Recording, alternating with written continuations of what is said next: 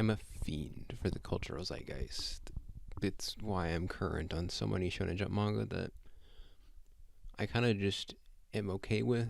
I don't particularly have any strong feelings with.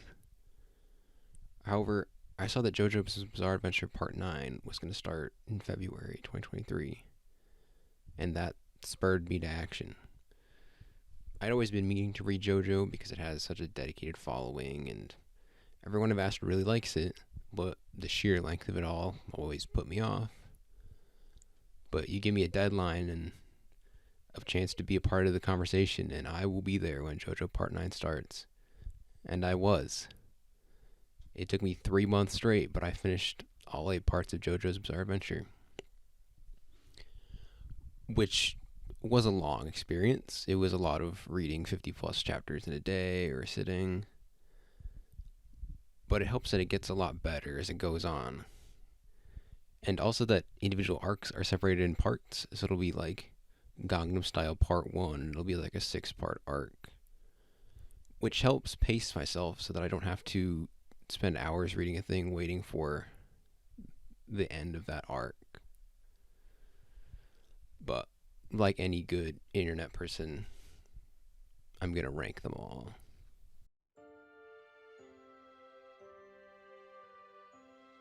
Starting in last place at 8th, we have JoJo's Bizarre Adventure Part 1, Phantom Blood. It's the first part, it's old, it shows, but it also is somewhat that I know JoJo through stands, and when they're talking about Haman and all that, I'm like, where are the stands? I want them. And I think if Part 7 were Part 1, it would have made my entry a lot quicker and a lot easier. But Part 1 was just a slog to read through. It was probably the longest one, despite being one of the shortest parts, which may change if I read it again, but I just did not enjoy Part 1. Even with Dio in there, I just could not get invested. In 7th, we have JoJo's Bizarre Adventure Part 2, Battle Tendency, which has the start of what makes JoJo so good, but as you'll come to see, the case with JoJo is that it keeps getting better, so by nature of being one of the earlier parts, it's lowest because the other ones are just so much better. Like, I don't think Part 2 is bad. I don't really have any strong feelings on it at all. But in comparison to the higher up places on this list, it's one of the weaker ones overall. In 6th, we have Part 3, Stardust Crusaders, which I think is very good. It's a fun ride until somewhere in the late middle where it kind of just lost me, which was mainly that I wanted to get to Dio in the final fight, and it felt like we were just running through fodder stands that kept making the finale feel further and further away, and I was getting tired of that. And I think this problem kind of pops up in Part 4, which I'll touch on a little later, but I think it's kind of at its worst in Part 3, where it was just so many one-off stands, and I'm like, how are you relevant in the grand scheme of things? And apparently there are over 30 stands in this part when I looked it up on the wiki, which is at least 7 more than most of the parts, and I could not tell you most of them.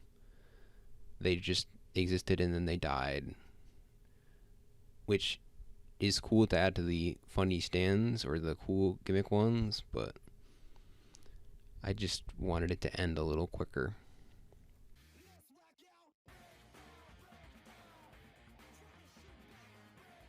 And in 5th, we have JoJo's Bizarre Adventure Part 4, Diamond is Unbreakable, which is probably my most controversial one, given, like, I think people really like Part 4.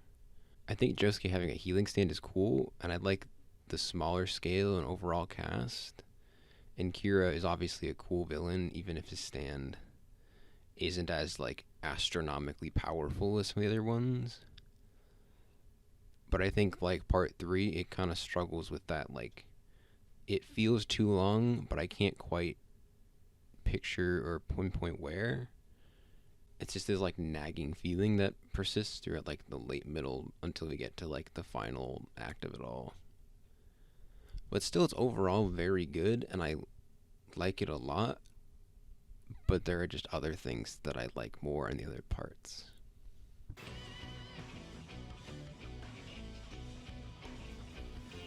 In fourth, we have Part 8, Jojolion, which I think is a big case of the ending hard carried.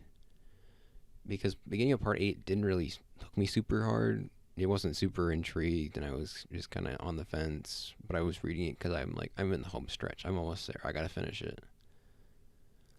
Once the Lego White House guy comes into play, I was hooked.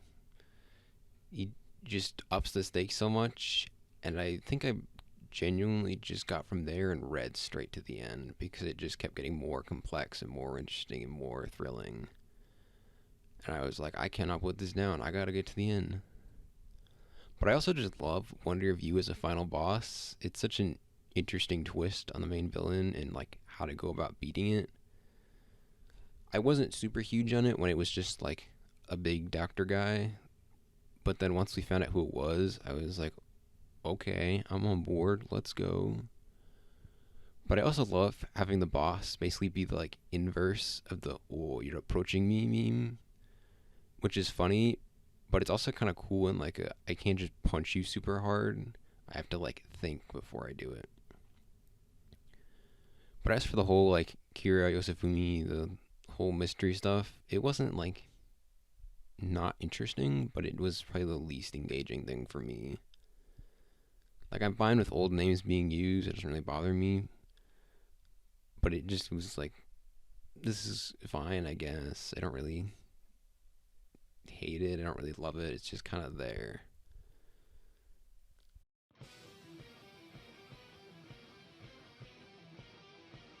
In third, we have Part 6, Stone Ocean. And these next two spots could probably go back and forth on any given day. Stone Ocean is my favorite ending once I actually understood what was happening. I need that YouTube video and that explanation to make it all make sense. But now I love Made in Heaven as kind of a reset button, and also like on a meta level where it's Araki realizing he needed to just start fresh because he felt complacent. And I think that's so cool and such a power move and makes me love and respect Part 6 a lot more. Jolene does have my least favorite main character stand, but I still enjoy it. It's just good at what it does, but it's never like as overtly flashy or powerful as the other ones.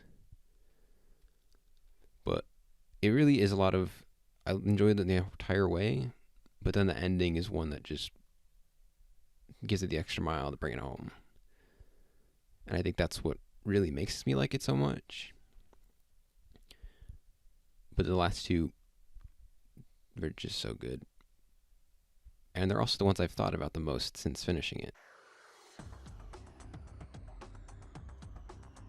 In second, we have Part 7, Steel Ball Run, which I think is the tightest part of them all, which is partially because it's so short. And I understand why it's most people's favorites, but I have my nebulous vibes as to why it isn't.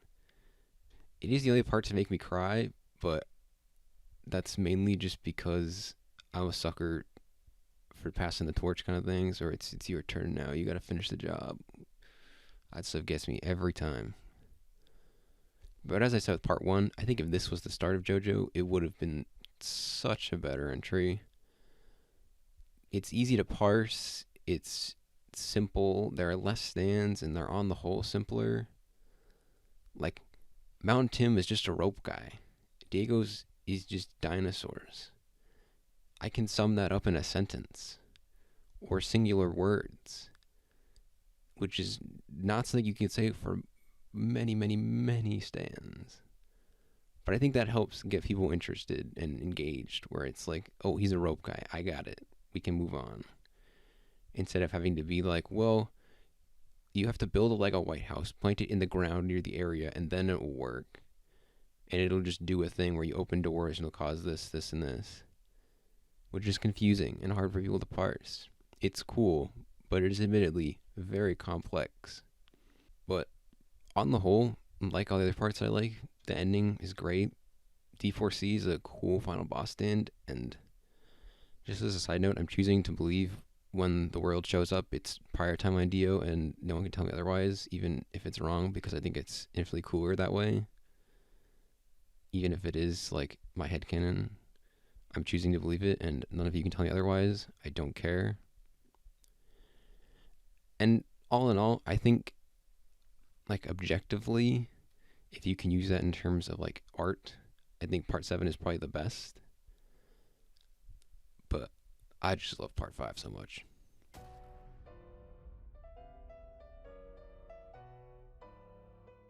And finally, we reach the number 1 spot, part 5, Golden Wind.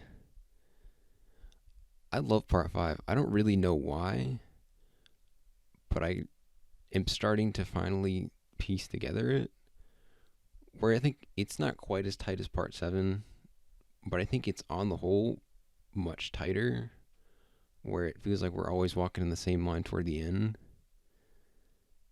And I just love everyone, aside from like 2 people, but oh well. I love everyone else too much more, so it doesn't matter. Giorno is easily my favorite protagonist. He's just so cool, and I love him so much. And Evento Doro is probably one of my favorite anime OST songs ever, and was also what probably got me the most excited for part 5. Was I listened to that song just like recreationally, and it's just so good. It just works so well, and I hear it and I'm like, ooh, I get chills. But from what I understand, this is probably the most divisive part for people, and I can understand why, especially with the ending being what it is. But I just like it so much. My only real gripes are that I think Mista looks stupid, but I kind of am growing on him now. And then Fugo or Naranja, I'm just kind of meh on. But everyone else I love a lot. I love Bruno, he's so cool. Mista, despite having no drip, I'm warming up to him.